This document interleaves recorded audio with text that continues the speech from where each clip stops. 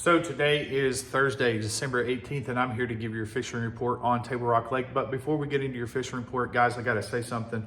I just wanna say thank you for all the likes and subscribes that you come to the channel. Lord, you guys have blessed me a ton, and I really appreciate all of the videos and all the pictures that you guys send in and show me that, hey, what you said is working. That literally brings a ton of joy to my heart. You guys don't even know, but guys, I got to get all the glory to the big man upstairs. He is the reason why I'm here, and he is the reason why I'm doing this. And like I said, Jesus didn't keep anything a secret, and neither am I. And I'm going to give you the best advice that I can for Table Rock Lake and what I do to go out and catch these bigger fish. And guys, I'm here for the fishermen. I'm not here for the likes and subscribes. I'm here to help you and to enjoy your time on the water. So guys, thank you so much. And if you would like on the water lessons, I charge $100 an hour. And if you would like a fishing trip, a guided fishing trip, I also charge $380 for a half a day, and then like $600 for a full day. But usually everyone likes the half a day. Guys, the time is now to catch big fish, your personal best fish. Big fish. There's a lot of big fish out there right now biting, and we're going to get into that in just a second. And guys, like I said, the time is now.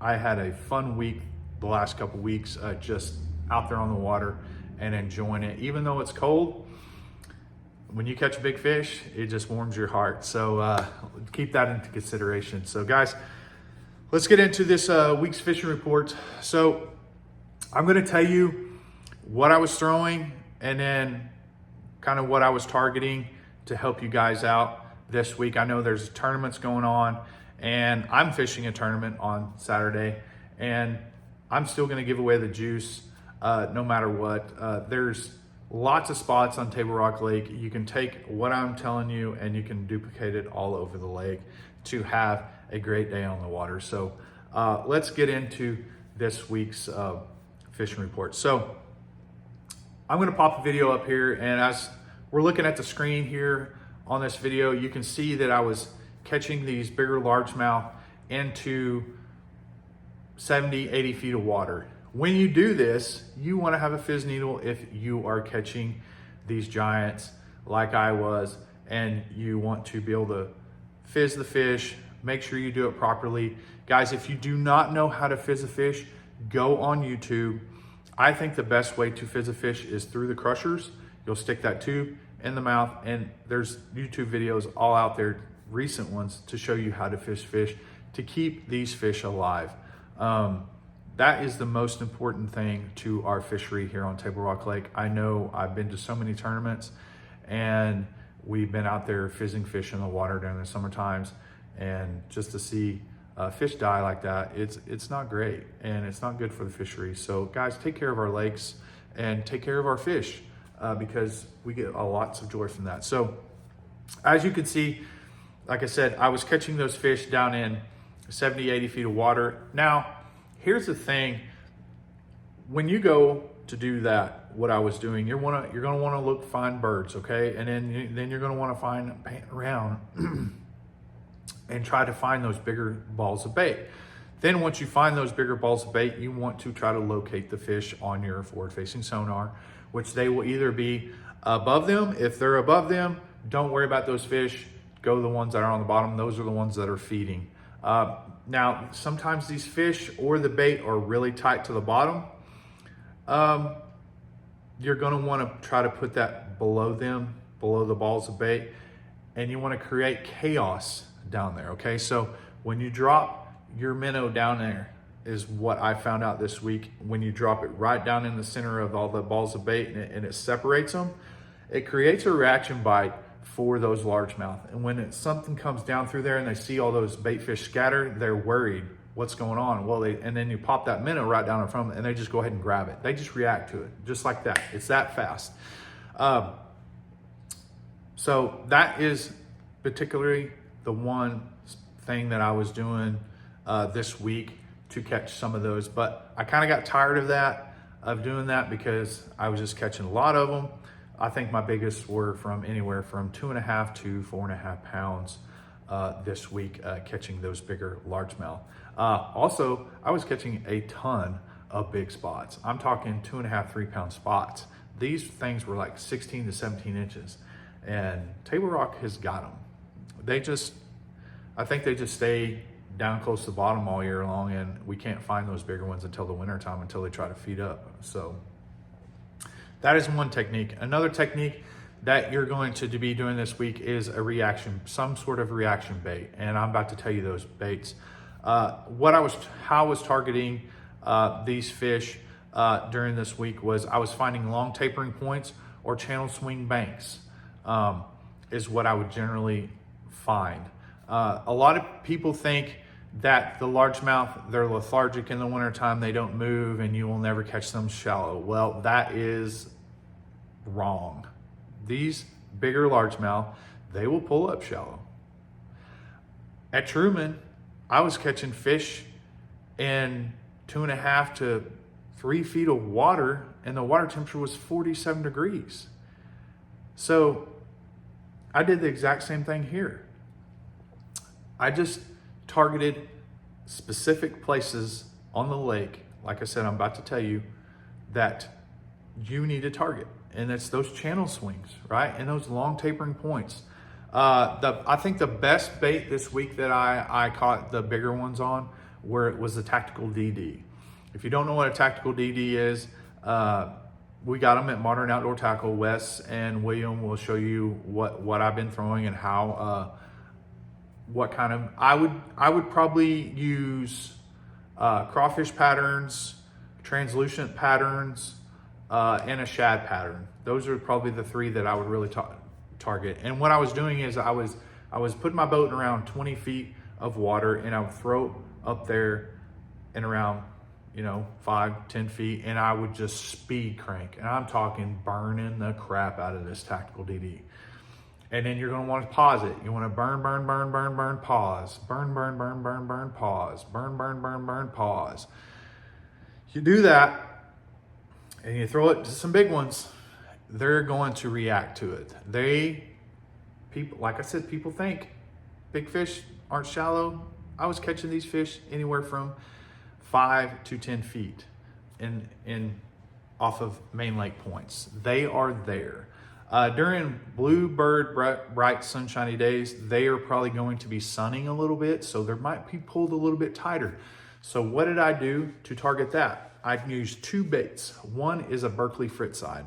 I used the Ghost Morning Dawn in the 7-inch, and then the other one I used was a old school 7-inch Shad Rap. Now, the Shad Rap I throw on a spinning rod. I usually use monofilament for that. I use about a 10-pound test, and honestly, I use monofilament for all my spinning rods. I think that you don't need to use braid to fluoro. I've never had a problem with it tangling up or twisting up on it. If you want to know some tips and tricks to keep your line from cooling up, reach out to me, because I use Advanced Suffix monofilament 10-pound test, and I don't use braid to fluoro.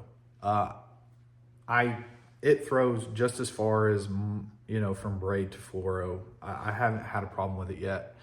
And when I see my line, I start getting a line twist, I go ahead and cut my bait off, and I get behind the big motor, and I just let my line out, and I let it tail behind the boat for probably about 5 minutes and let it pull all that twist out as you put the boat in gear, and let all your line out, and it tightens up that line, it takes all the twist out, and then you just spool it back up on there, and it's like brand new again. So I've saved a lot of money by doing that. So that's a tip and trick that you can use out there on the water. Like I said, I use the green Advanced Suffix 10-pound test, and we sell that at Modern Outdoor Tackle as well. So the Fritz side and the Shad Rap, I was throwing up on the bank, and I was paralleling the banks, and I was catching 2.5, 3 pounders in less than a foot of water. I mean, as soon as we get the cameras ready and all the stuff ready for us, we've got a bunch of equipment coming. Like I said, next year is going to be a great year because we are doing so much more. I'm super excited for what's to come in the future, and it's taken us a long time to get here. And guys, I'm really excited for what's about to happen.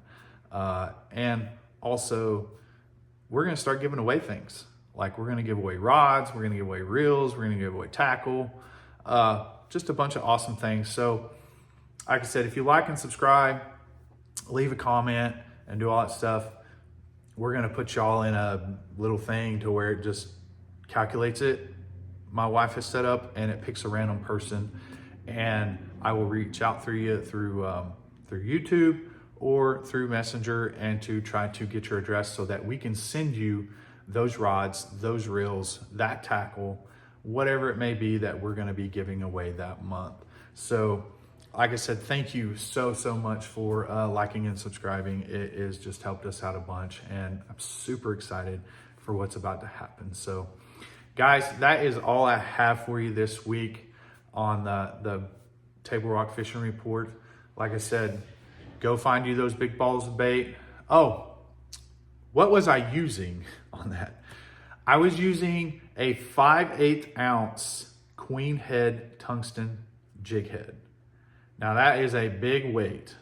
Well, you got to get down there really fast and try to present that bait in front of them as perfectly as you can. The minnow that I used this week was this shad color. It's called Shad Crushcity minnow. You are going to want to get you those. I think the Baby 2Z, it's great for maybe particular parts of the year. I think the armored shad will come in effect here when it gets a little bit colder. I think it's just got a little tighter wobble to the head or to the tail, and so does the mooch minnow. It's a little bit more tighter. I've gotten way more bites on the Crushcity minnow. If you have a minnow that has a lot of tail action during that cold water, you can notice that the fish's tails aren't really, going wham, wham, wham, wham, they're just going little strokes. And that's what you want to present in front of that largemouth. So guys, go get you some queen head tungsten jig heads for your minnows. 5/8 to a ½ ounce is what you're going to need to fish in that 70 to 80 feet. And you're going to want to go have fun. So that's all we have for you this week. So let's get into this week's Faith Talk. All right. I'm in the book of Philippians, right?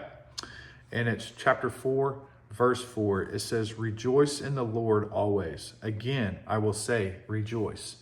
Okay, so there's a couple of things that I took out in this scripture. So what I wrote down, the word always, what does it mean? It means all the time, on all occasions. And then the word again, what does that word mean? It means another time, once more. So what the scripture is basically saying is we need to rejoice all the time, on all circumstances, no matter the highs or the lows. Because the more we rejoice in the Lord for what's going on, I know a lot of us are broken in a broken world. And I truly believe that when you rejoice in the valleys and not just on the mountaintops, you will see God move 10 times more than you are on that mountaintop. I praise God more in the valleys just because I learn more in the valleys, and He's with me in the valley as I go through troubled times and troubled waters. I learned, like I said, I've learned more in the valley than I ever have on a mountaintop. Look, there are going to be times that when you're out there on the water and just nothing is going right. You're not catching fish. You're having a hard time struggling to try to get around fish. You don't know what you're doing. Your mind is going 90 miles an hour. Should I do this? Should I do that? Should I throw this? Should I go here? Should I do that? Actually, what you should do, you should actually just silence your mind and ask God to come in and say, God, Thank you for this day that you have given me out here on the water. I rejoice in your name, and I give you all the glory for all the things that you've done. Help me to learn something during this time. Change my heart, oh God, so that it can be aligned with yours. Watch God work. He will be there with you always. So guys, just remember to always rejoice in the Lord, because he created you for something big. He's given you a purpose. A lot of us, we just give up. We've got that comfortable life. We got that comfortable lifestyle that we like to live. And guys, God doesn't want us to live comfortably. He wants to live to our fullest potential.